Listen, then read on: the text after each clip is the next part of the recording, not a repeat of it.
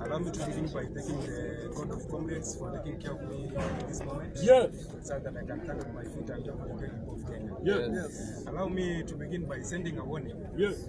The so-called Commander-in-Chief, the President of the Republic of Kenya.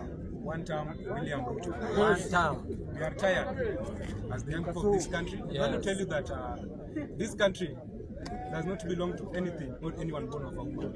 This country belongs to our forefathers. This country belongs to the future generation and us, the citizens of this country. We want you to take good control of the robots in uniform, the policemen, who sworn and vowed to take good care of the citizens.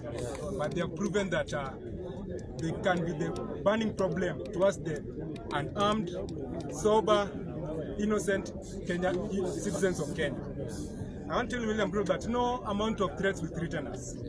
No amount of intimidation will intimidate us. The streets belongs to the people, and it will be to the streets until you get out of power. One time.